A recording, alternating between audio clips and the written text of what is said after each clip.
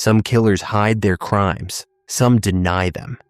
Albert Fish wrote letters about them, not to confess, not to apologize, but to relive them.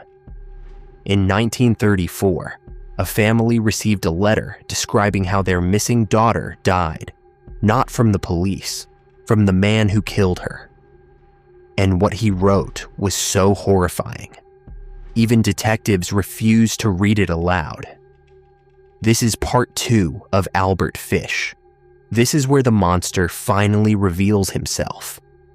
In part 1, we saw how Albert Fish was shaped by abuse, obsession, and hallucinations. By 1919, he believed God commanded him to torture and kill children. He built his implements of hell, and he began hunting. Quietly, patiently, strategically. No one noticed.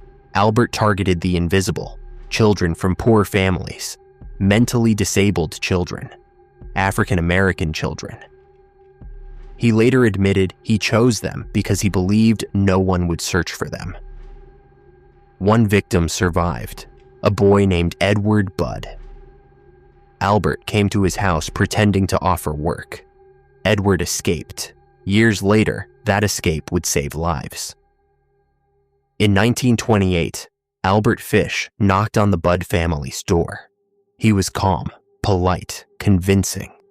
He said he was hiring children for a party. The family trusted him. They let their daughter Grace Budd go with him. She never returned. For 6 years, her parents waited. No body, no answers, just silence, until a letter arrived. The envelope had sloppy handwriting. Inside was a confession. Albert Fish described how he killed Grace, how he cooked her, how he consumed her. Not with guilt, not with shame, with satisfaction. The letter was so graphic that police locked it away.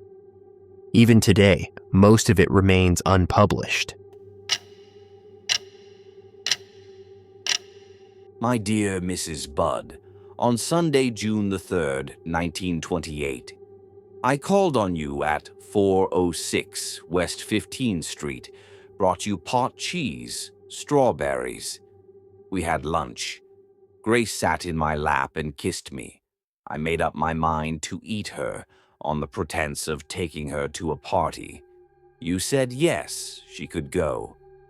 I took her to an empty house in Westchester I had already picked out.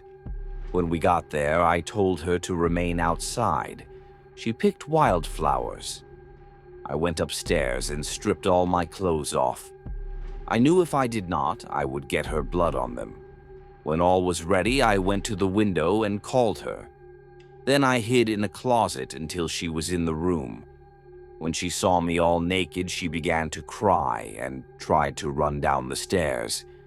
I grabbed her and she said she would tell her mama. First, I stripped her naked. How she did kick, bite, and scratch.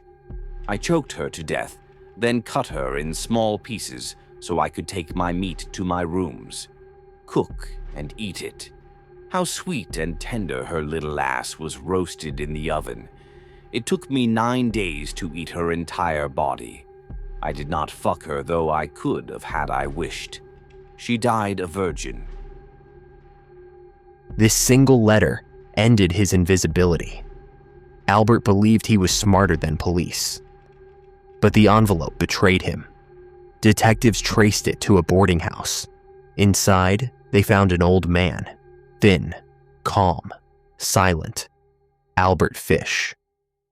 When arrested, he smiled. He didn't resist. He didn't panic. It was as if he had been waiting. During interrogation, Albert confessed to murders, to mutilation, to cannibalism. Doctors examined him. They discovered 29 needles embedded inside his body, self-inflicted. He said pain purified him. He claimed voices from God commanded him. Psychiatrists confirmed Albert Fish was deeply insane. But the jury made a choice. They said, he may be insane, but he must die. On January 16th, 1936. Albert Fish was led to the electric chair. Witnesses said he walked calmly. He even helped position the electrodes. When asked if he had final words, he said, "I don't even know why I'm here." At 11:06 p.m., the switch was pulled. 3 minutes later, Albert Fish was dead. But even in death, he left something behind. After the execution, his lawyer revealed something chilling. Albert Fish had written a final confession, several handwritten pages. The lawyer refused to release it. He said, "It was the most filthy string of obscenities I have ever read."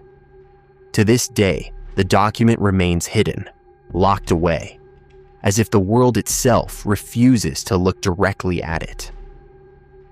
Albert Fish wasn't terrifying because he was violent.